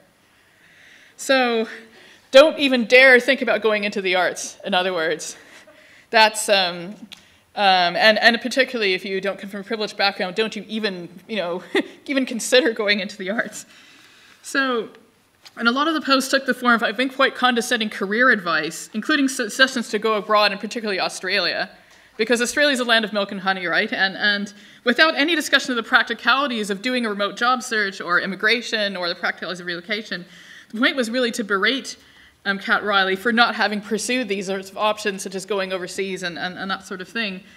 And again, her status as an unemployed university graduate was also central to these sorts of dismissals, because, I mean, this is where, for the Sun commenters, it was more about, she's gone to university, so she's a snob. But here, she's gone to university, but she can't get a graduate level job, so she's a failure, and she's made bad life choices.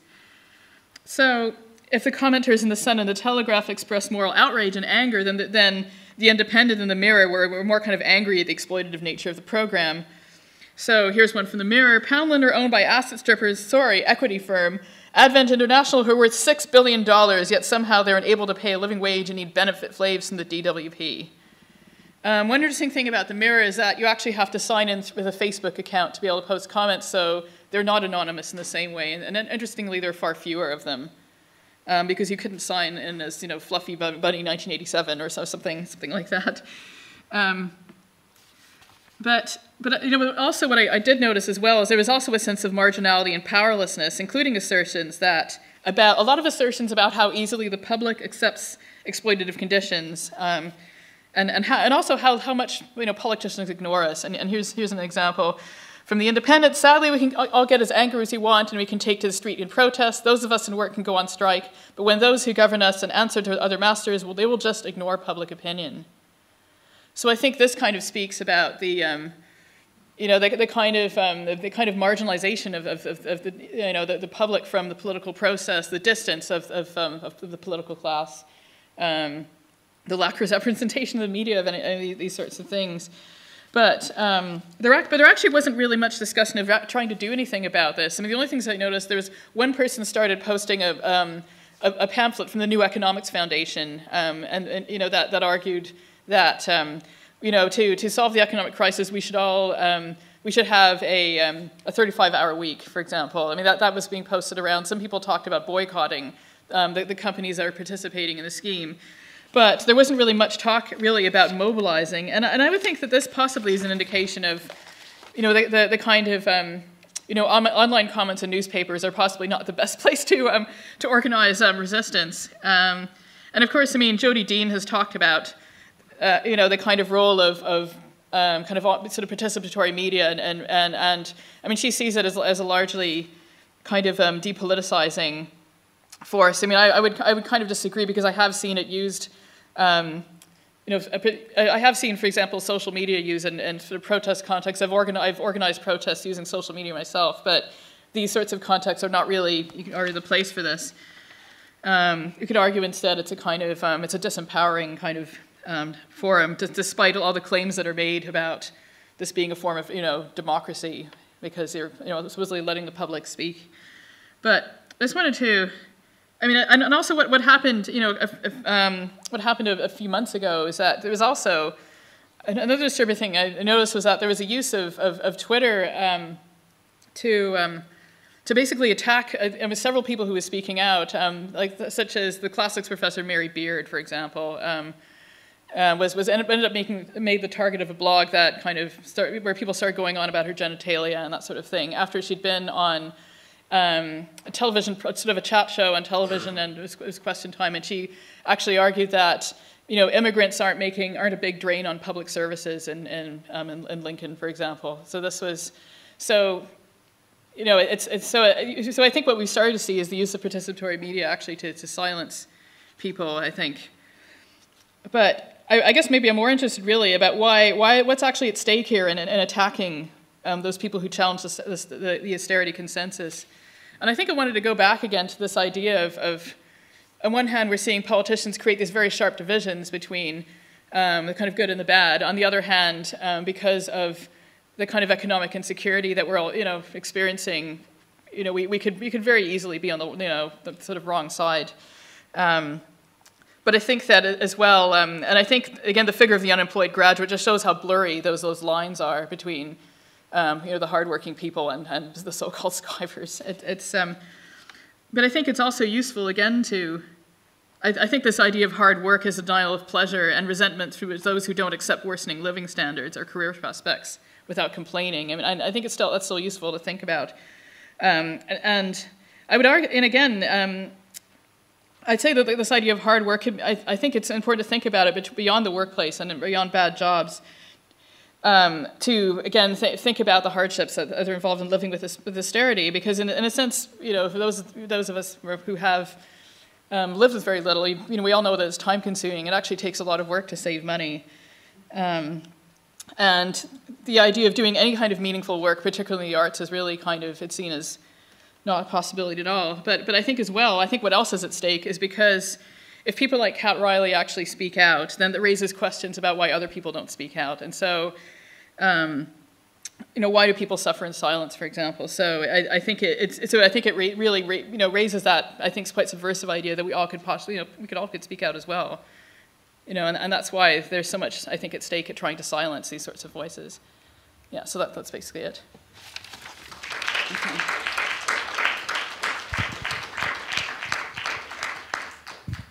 So again, I think we've got time for just one or maybe two questions or responses to Kirsten's paper.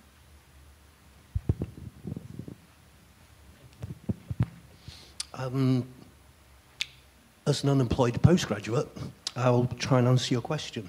The reason why people don't speak out is that they start to own the stuff that's said about them, us. Yeah. I'm currently having to go to cognitive behavioural therapy organised by the Department of Work and Pensions, which is going to tell me that the problem of not getting a job is about one of perception. It's about the way in which I'm thinking about jobs rather than the fact that there aren't any jobs. And it's amazing how quickly you start to believe this shit. Yeah. You start to think, yeah, actually, maybe I do need to rethink my priorities, and all this kind of corporate horse shit starts to take up residency inside your skull. Yeah, is the answer, in my experience. Yeah, I think it's very easy for that to happen. And one thing I actually found out is that they've been actually using, I heard they've been using self-help books and training at job centers, that sort of thing. So it is this very kind of individualizing, personalizing, psychologizing idea of unemployment. But as well, I mean, another aspect of the underclass discourse is that, Ruth Levitas has written a really interesting book about this, where she talked about how it was connected to the shift in sort of discourse about unemployment. That basically, it said that basically, if you're unemployed, then it's because you have personal problems, you've made bad personal choices. And some of this was actually drawn by, it was drawn on the kind of French social policy where if you were unemployed, you would meet regularly with a caseworker who would actually ask you all these questions about your personal life. Questions that would seem actually quite intrusive. But it's sort of based on the idea that unemployment is the result of psychological problems. And actually, and the Mercer-Lazzarato book was actually quite interesting because he actually has interview transcripts with people who talk about these sorts of meetings with caseworkers and the sorts of things they've had to tell them. Because they have to talk about things like their relationships and their living arrangements, that sort of thing. But I would argue that it's not only, I would say that it's not only the kind of, those who are unemployed. I would say that, there's also, because that's the thing about precarity, right? It also affects those of us who are in work, because there's a sense that you could, you're always, you're under threat of losing your job. And I've also seen, for example, colleagues around me talk about, the idea if they lose their job, it's their own fault, for example. So I think it's really kind of deep, I think this all goes very deep, I would say. Thanks ever so much, Kirsten. That was great. I wanted to get your opinion on kind of ideological attacks on work. So a kind of a counter-ideology, if you like, that either looks to expand the concept of work in a manner like the Wages for Housework campaign in the 70s, for example, which perhaps clearly still relevant today, but could be expanded on something like Facebook. Jodie Dean says 1 billion users, 1 billionaire. If you're unemployed and you're spending your time on Facebook, you're actually working by even a fairly kind of conservative definition of work, you're producing value for capital. So could there be a productive in calling for wages for Facebook, for example, or wages for tweeting? And and I'm going to say Kathy Wick's book, on anti-work and feminist issues. I would say yes, it would be useful, and I think I think that Dallas Smide's ideas I think are actually really, because he talked back in the sort of 70s about the idea that we're kind of giving eyeballs to advertisers, and we're actually television audiences are doing work. Absolutely. But I would also as well, another thing about sort of the use of social media is that I think there's increasing expectation for people to use it for employability purposes, to basically promote their workplace on Facebook or on Twitter.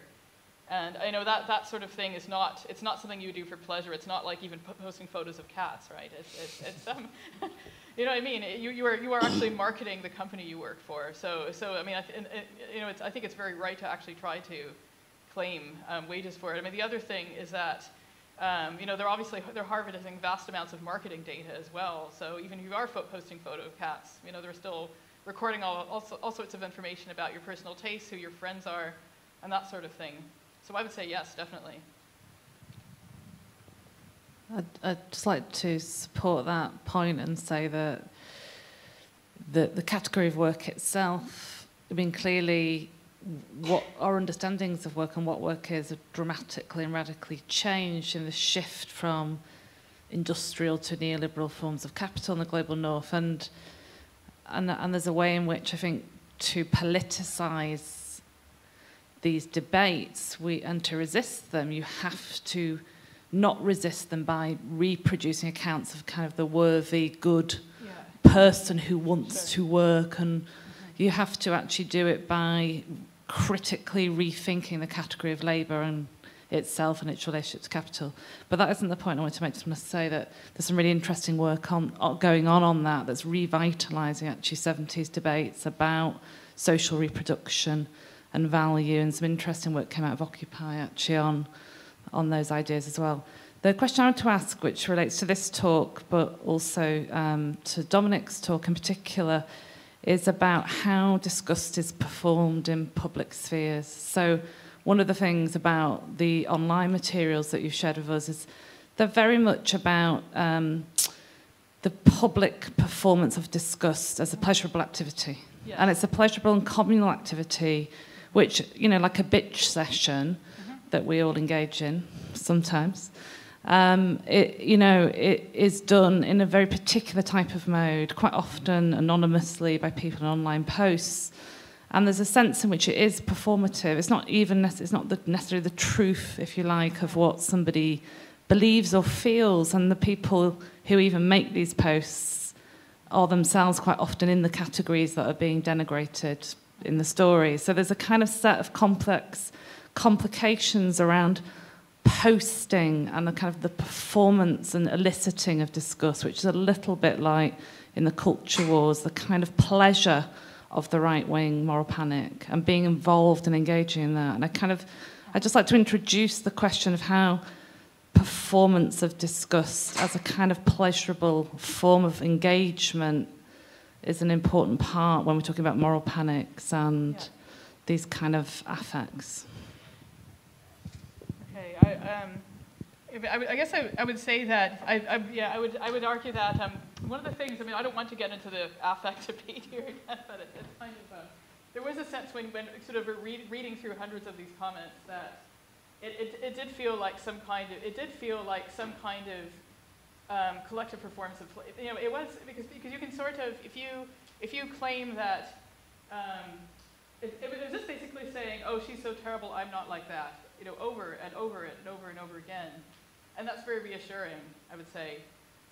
But also you got the sense, I think particularly with the Telegraph comments, you got the sense that they're actually having fun at finding all kinds of ways of attacking her, to the point where people actually started making things up, very, very obviously, as he would, and these comments aren't really, they're not the truth, because you can say whatever you want, really. So, but I don't think you should actually see them as the truth. I think we should see them as performative. But one comment was, she wasn't actually volunteering in a museum, she was fanning around in her uncle's tent shop. And it was kind of like, and some people tried to do the right thing and said, well, actually, this is the website of the museum she was volunteering for, and it was a real museum. She wasn't making it up. It is, it's for real. But there's a sense that didn't matter, because then people wanted to think that she was fanning around in her uncle's pen shop more than to think about what the experience of volunteering in a museum actually was.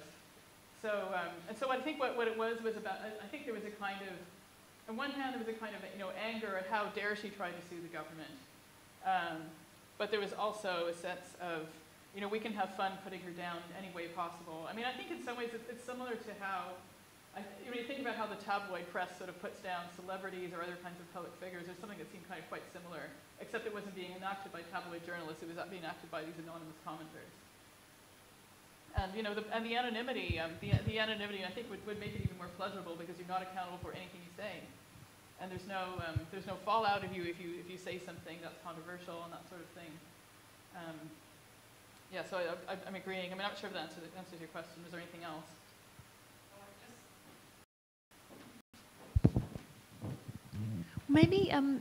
Maybe we to continue, hold that thought just momentarily, and continue this discussion also with Ondine and Dominic, because these ideas about kind of disgust in the public sphere, this kind of idea of caricaturing, seems really relevant to those earlier papers. So I'll hand over to Isabel, who's going to be chairing our panel discussion, and we can kind of jump straight back in as a group. For the moment, thank you, Kirsten, for that really wonderful paper.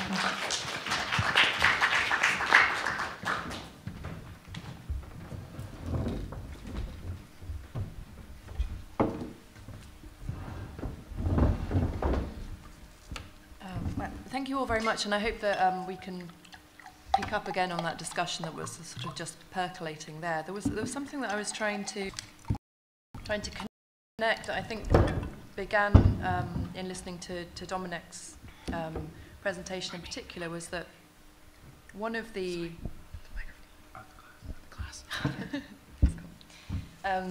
one of the contingent factors of the story of Ron Athay's work in the USA was its connection to public funding, and that has a particular effect not only on how his work was policed or censored or kind of disciplined, but also a way in which institutions were disciplined by virtue of the fact that they are sort of indebted to this funding, and perhaps a way in which that which becomes a sort of form of self-censorship, ultimately, how that might have been kind of internalized in the way that institutions will put things into the public, into the public realm, because they're always accountable to public funding. And that might sort of beg certain questions in the context of the 90s, but I was thinking also how, talking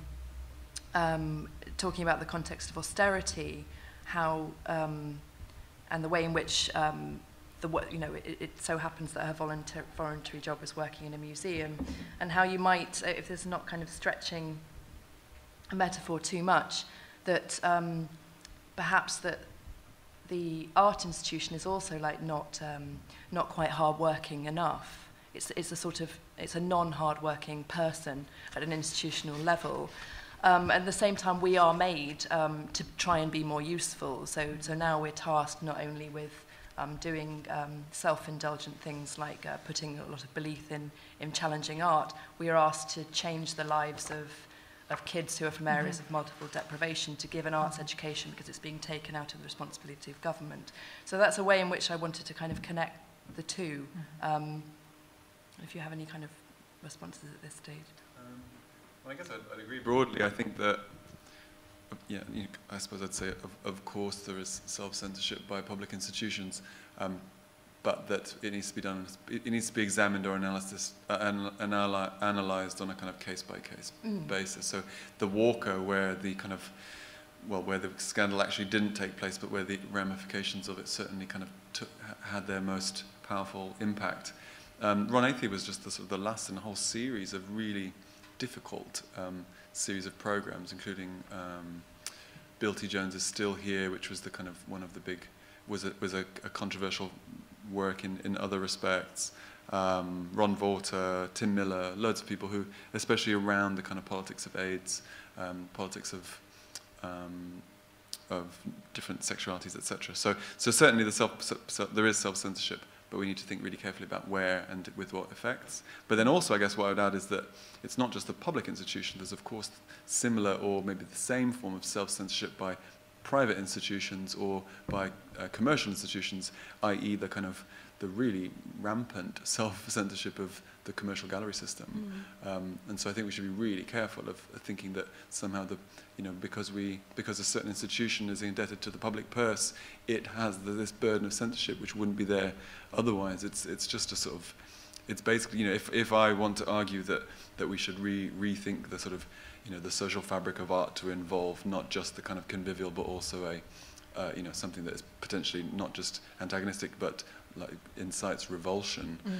That charge or that kind of conviction is certainly not being upheld very broadly.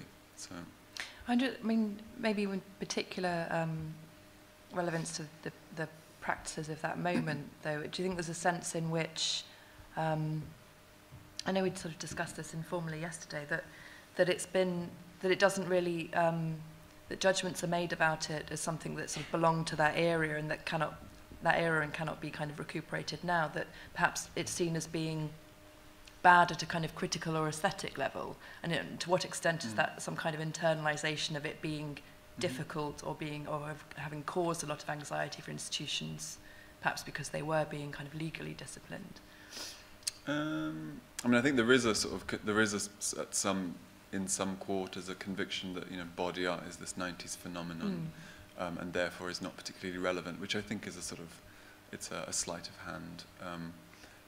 So I guess I would broadly agree, okay. But then I would say that that if that is the conviction of visual art institutions and the gallery system to some extent, it's certainly not held out at the level of say festival curation or the different circuits that sustain performance and live art in this country and in many other countries. So I think it's really we need to think what institutions we're thinking about in terms of upholding a certain kind of conviction about the datedness or irrelevance of certain practices, tellingly the conviction about its, or the sort of the assumption of its passé character is, I think, based on its avowed performance of questions of identity and identity politics. And that's also very disturbing if the institution has a conviction which is not the audience's conviction, I think, in many cases, that identity is somehow dated. Yeah. That itself is a dated idea. Yeah. So. Okay, I thanks. I think that, in some ways, it's hard for me to, in terms of art institutions, it's hard for me to really say because I don't know if art institutions are now censoring themselves more after they've been affected by cuts more than they have been in the past. So I think in some ways you would all know more than me, really, if that is actually going on. But I think that, the other thing I was actually thinking was that there's that book by George Adis called The Expediency of Culture, where he's talking about how there's more and more of an expectation for sort of arts education programs and community arts programs to do the sorts of things that different types of social services were expected to do in the past. And there's a sense that because these sorts of kind of community art programs are actually seen to be cheap, and you don't have to sort of hire staff on a long-term basis. So and that kind of puts a lot. So I think that puts a lot. That would put, I can see like a lot of arts organizations in the role of almost becoming service providers, and the way that is sort of happening a lot within the voluntary sector in general. And if you become a service provider, then how much does that actually limit your ability to maybe present challenging work or to speak out? But I don't really know in terms of the specifics because I don't. It's more about what's happening on the ground and whether. Whether your organization or other organizations have been under pressure to kind of present the kind of work that fits that really great quote that you're talking about, about the purpose of culture. Of greatness. Yeah, exactly. I actually had an abstract way to kind of relate a very local context as well, which may be more unfamiliar in this context. And it also addresses a little bit of Imogen's the question of the performance of disgust in public. And when during the trial for Chris Burden, because it did go to trial, and ultimately it was a hung jury.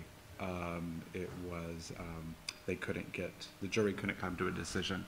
I think it was 9 for guilty and 3 for not guilty. His defense at the time was that there was no law that says an artist just can't go into the street and make art. And so it brings up these questions about access to the public sphere, to the public realm, and he was ultimately protected as a professional artist engaged in his professional activities. And that included promotion and publicity. And although I don't have anything to compare it directly with, in particular, given what you showed us yesterday about the, physical, development of the city of Los Angeles and the ways in which it cordoned off, right, its working class and its racialized others, very specifically Chicanos and Mexican Americans, I doubt that Asco would have been protected in the same ways. They wouldn't have access to that rhetoric and the work that they were doing was completely illegal, and they wouldn't have had the protection of they were engaged in their professional activities as an artist because they weren't professional artists and they didn't have access to, they didn't go to art school, they didn't have that training, and they certainly wouldn't have had the gallerist protecting them or advocating for them. I think that also informs their more surreptitious practices, right? Their own relationship to operating in public is always under kind of this covert cover of anonymity and darkness, right? That's where they're the midnight art productions, because it's when they're able to go in and kind of just implant, right, or kind of these seeds that could generate some type of critical resonance, but they may not. I was wondering, but also when I saw of their work, was that it seemed like there were all these references to popular culture and to camp and that sort of thing. And do you think that would have made it harder to make the kind of worthy high art defense that was made of Ron Athey in terms of comparisons to Greek tragedy and that kind of thing? So I wonder about the politics of taste in relation to that issue. I think it also makes it difficult to compare them to Susan Lacey, because there's not that kind of engagement with camp, which is fundamentally a kind of an ambivalence, and it's also camp is both a method of production and a method of reception, but it need not be both. It allows for that ambivalence as well. And so one of the dangers with something like the decoy gang war victim, but they recognize this, is that for the millions of viewers that saw it that evening, it didn't raise questions for them whatsoever. It simply reinscribed the idea of these associations with Chicanos and violence. And self-stereotyping and that sort of thing. That's right. But in their assumption of that position of disgust and then playing with it and then learning that, what they learned from that is that we can kind of dupe the media, right? They weren't able to take that at that point or even later to the same extent and develop such a kind of extended media program or an activism, a kind of public, a public dialogue about that type of activism in the same way that Susan Lacey did.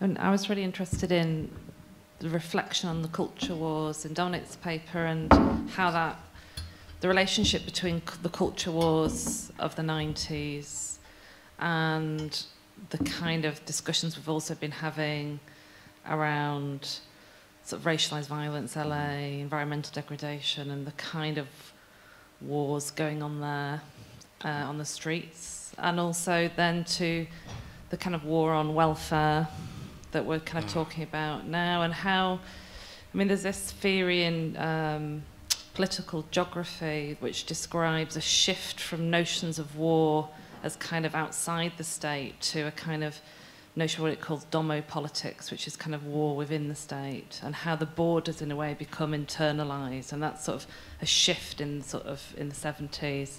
And there's things like the culture wars, war on drugs, that become sort of the language of war becomes internalized within the state in very particular ways. And I kind of trying to think about that, like in relationship to disgust, like the function disgust plays in these naming of these things as wars, these events and these conflicts within states, and the function that disgust is playing both in producing those conflicts, but also in responding to them critically. And I was really interested in thinking about just listening to Dominic's talk. I was kind of thinking as he was talking about what it means to reactivate those disgusts now, like the culture war. You're kind of reactivating that for us in your performance of it, and all the talks to some extent through the whole symposium have done that. I've kind of tried to reactivate the disgusts they're describing in order to gather our disgust against censorship or against whatever cause that we're aligned to. And I'm just very interested in the restaging and reactivating of disgust, but also how it relates to this broader kind of internalization of borders and conflicts that we might say is symptomatic of neoliberal capital. I suppose I'd just say something very brief about the latter part of the comment, which is if there's a sort of geographical contingency to discuss, there's very obviously a temporal one too. So that I teach some of this stuff and broader histories of the culture wars to undergraduates, and it's quite interesting to see the works. So we'll look at documentation of the kind of disgusted reception, often by legislators, but often by some other people too. And it's striking to see which ones are kind of, there's a sort of consensus about them, about the disgust being quaint, and others in which the consensus is that the disgust is still active, that the work, and it's quite unpredictable actually. I find that interesting. So students will stage. They're quite good at staging their revulsion, and it's interesting to sort of take note of where that temporal contingency kind of stages itself, and other times when it seems to not be that contingent at all. I think there. Could I just sorry. I was just going to say that I think there are a few different tendencies. On one hand, there's a sense, in terms of the culture wars, I think what's quite worrying is that I think for some people feel the culture wars have been won, already, and that we now have certain types of equality legislation and so on, and that within certain kinds of popular cultural contexts, it's these things have now become socially acceptable, but at the same time as we're seeing a kind of rolling back, I would say, of rights, and I mean, it's just the way I think that austerity measures are affecting different groups in society. But I think because there's a sense that the cultural wars are over, there's a sense of almost it's becoming harder to find the vocabulary to talk about it, and to contest what's going on. But in terms of, I mean, one of the things I've noticed, I mean, in terms of the in terms of the shift away from the borders towards a kind of internal politics, one thing I kind of wanted to actually mention is the immigration bill. That's I think is now it's I think at its it's going to be at its third reading, I would say fairly soon, and that's going to that's trying to sort of make it so that if you're here on a visa, then you will not be able to access healthcare for free. And if you're undocumented, you won't, that your GP could be, act as a kind of border agent. So what you're seeing here is the kind of, what should be sources of support also become, in a way, agents of control. I mean, we've been seeing this in higher education as well in terms of expectations to monitor international students, and basically tell the Home Office if they miss too many classes. And so, there's a sense that your lecturer or your kind of administrator could also be the one who turns you over to the Home Office, so it's all very close to each other. And so I think in terms of disgust, I think what happens is that things can flip very easily in terms of something being, an environment being safe or being dangerous, or the idea that you're on, the idea that you're seen as, you're one of the good people or you're one of the disgusting ones, really. I mean, I think these things are all very close together, and it's all become very slippery.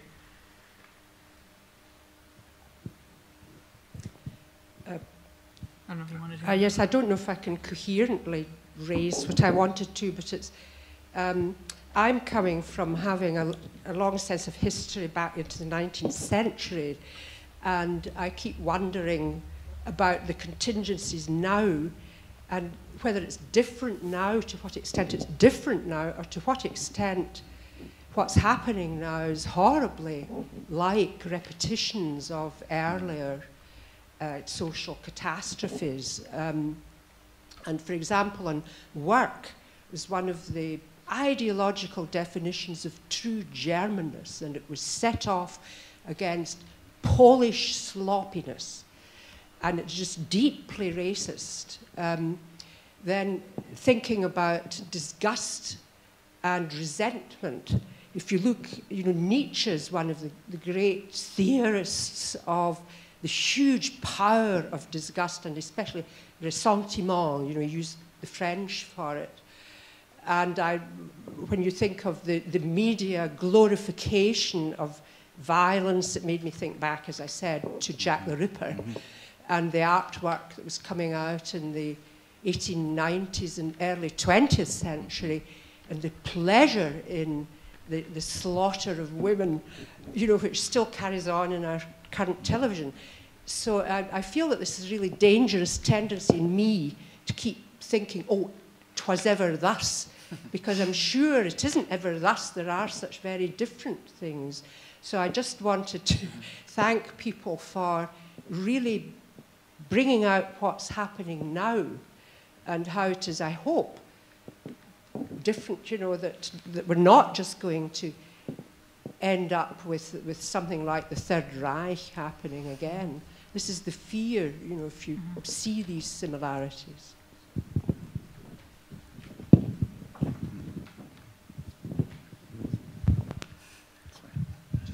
Just to kind of tag on the end of that, and just thinking about some of these ideas about repetition, was just about Suzanne Lacey's kind of restaging of 3 Weeks in May recently, which I think actually really did show how much things have shifted. And I'm glad that you kind of brought out the social efficacy of it at the time, because it was a work that really did make actual palpable change. And the new piece, I think is also really kind of fascinating for how we've kind of changed and shifted our thinking about it. So I just wondered if you wanted to say a little bit about that, because I think it speaks to both of these questions. Yeah, I mean, what's interesting about that in so many ways is that while always this tremendous kind of organizational activity in the production of it, this time it literally went from below ground, where it was installed in this strange mall. Should you visit Los Angeles, visit the Los Angeles City Mall and get lost in the kind of underbelly of LA City Hall, this hugely iconic and phallic building. And so in the restaging of it, it went above ground, right? And it was outside and outside of the police headquarters. And it also involved a series of performances and kind of speak outs and trainings and so forth that were really effective and generated a series of discussion. You can see the continuum of her practice as well. I mean, immediately after these projects, she started doing projects that were very neighborhood oriented, about making very specific neighborhoods in Los Angeles safer, right? And then also more recently, I'm afraid I'm going to show my complete ignorance in this discussion about commoning that came up yesterday. The project that Susan Lacey just did in Brooklyn with Creative Time sponsorship, about bringing people together to have these kind of discussions in this particular neighborhood, I also thought perhaps had some resonance there. And this was also part of the Pacific Standard Time project of the re-performance, which is also part of what brought Asco back into, I can't say that. It brought Asco to a national and an international audience in a way that it had never been previously. So. I feel like one of the questions that has come up again, and that perhaps there's some kind of disagreement between your perspective and that of Chon, I'm not sure, is whether there seems to be some kind of questioning of whether Asco, the work of Asco, is genuinely effective, or generally can be perceived as something that is kind of politically effective. And I find there's quite a difference in your kind of reading of it, where because it wears the clothing of being a sort of conceptual practice, therefore maybe it's not valid now, and its position within discourse now, within institutions now, is problematic. But at the same time, precisely its kind of use of, or its entering into the sphere of media and representation, which you associate with conceptual art, isn't that what possibly made it work, or makes it work now, or suggests a strategy that could be operative now? And perhaps this also might raise the question, again, that Kirsten mentioned, of whether the sort of ubiquitousness and prevailing nature of media now, whether their work is suggesting that is a means that can be kind of grasped or entered or subverted in some ways for kind of organisation, or for the spreading of counter myths, if you like. And if it does, it happens at that level of the narrativization, or at the metaphor, or at the level of provoking the imagination, right? Making those systems, because also at the time at which they were producing the work, and I don't think this can be underscored, it was about even imagining themselves in the position as being producers of media. It was about basic access at these moments, and having to kind of usurp in some ways that authorship, right? And those various positions. So I think there may be discrepancies or differences in the relationship to efficacy, but I think in the ways in which the images continue to circulate, and the ways in which those images can provoke narratives around them, and require, like so much of conceptual art practices or performance documents in general, they require some text, right? Some description, some narrative, and it's in that interplay. But also the possibility for huge discrepancies, and misinformation and false information that they themselves were working to provoke, and was part of their project. Yeah, right? yeah. No, please. I was just to maybe change the tack slightly. I was just wondering about how.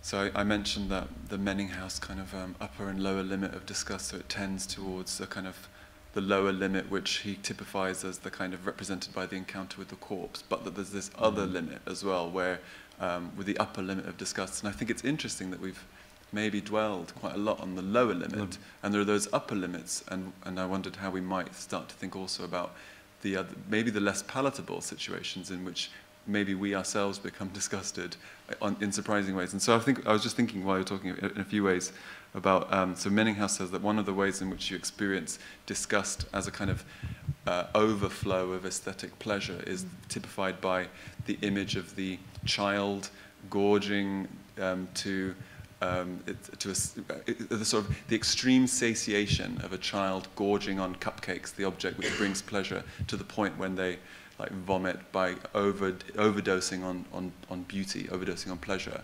And so I was thinking also about, you mentioned the 19th century, and I was thinking about Arabur, where the Des Esseintes is always kind of stating his own, in a sort of snobbish way, this sort of the decadent revulsion, which is never at the kind of disgusting things, even though he talks a lot about wounds and death and leprosy and all sorts of things, syphilis, syphilitic wounds. He's disgusted by kind of kitsch, really, like bourgeois, kind of crappy culture. And so I was thinking then about, like, what are the things that we might, as sort of aesthetes, be revolted by. And I was thinking it's probably more likely to be the work of Jeff Koons, like his popples, because have you seen those? The sculptures of popples? They're really disgusting. But not in the way that Ron Athey or maybe Asco provoke a certain kind of revulsion. So I wonder what we might think about, why is Jeff Koons' work a kind of source of disgust for a certain kind of reader? Now or any time. I think, in the 80s, certainly, like, Rosalind Krauss was really disgusted because it was whorish, his practice, but also the work. I think it's interesting, but the works, these sort of like tacky figurines and things, they basically follow the law of the aesthetic to the letter, which means that they become failed aesthetic objects, and it's very sly and interesting.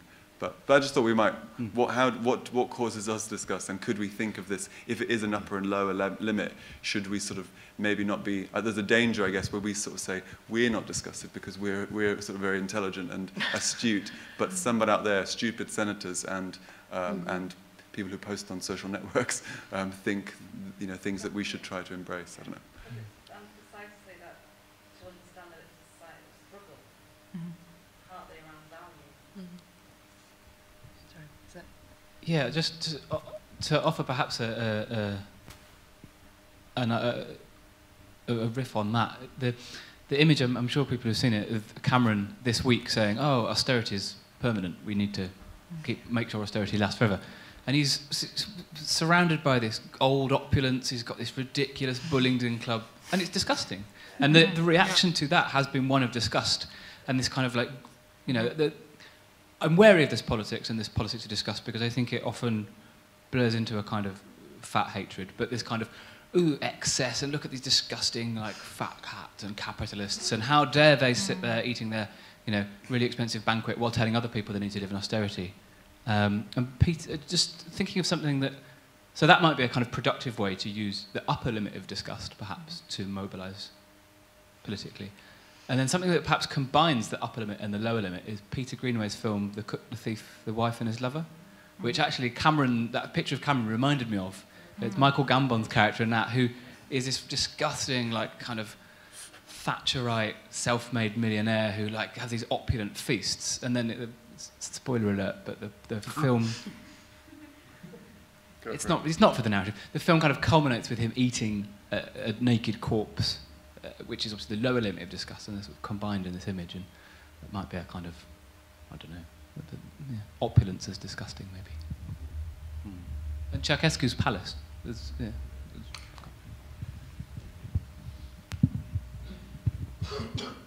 As we're all going to live to about 120 now and nobody smokes, I think old age and disgust is going to be the pressing question, really, in terms of ageing population. So I think we're going to, really need to unpack it. I realise that we've basically run out of time, but what I would encourage us to do is sort of go and just sort of start continuing discussions informally between ourselves. I know that Chon Noriega, who opened the conferences, I think it looks like he's on his way out the door to make a very precisely booked train connection. So while you're still here, I just want to make sure that I've thanked everyone who participated in the event as a speaker, but also thanks very much to our members of the audience who have helped kind of create this discussion. And yeah, so I'll sort of draw it to a semi-close now, but kind of encourage everyone to stick around and carry on these conversations. Thank you. Thank you, Chon.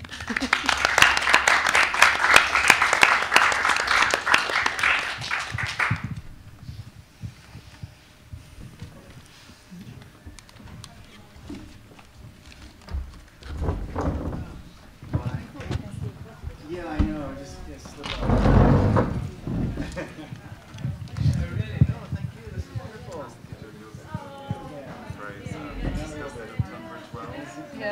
Yeah. It's interesting how that's such a thing of 60s, 70s. Yeah, sure. I just thought it was a battle to discuss. Yeah. I agree. I know. That is the question. That is the question. That's great. I mean, I haven't figured it out because I think on one hand, it's tricky because on one hand I feel like I have seen this discussed mobilized in other ways. Like discussed with Cameron. But on the other hand, where do you go from there, right?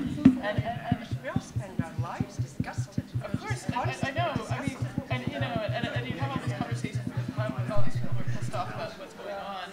Where does it really go? Or is this thing of it's all the bankers' fault? It's all the bankers' fault. Yes, we know it's the bankers' fault, but the bankers are going to be doing what they're doing if we don't actually take power in some way. You know what I mean? Or really solve them. But then as well, the problem as well is that when disgust is articulated around this kind of death dimension, that also allows quite socially conservative public politics to come through the back door, right? When Ed Miliband talks about 32 press kind of, it seems like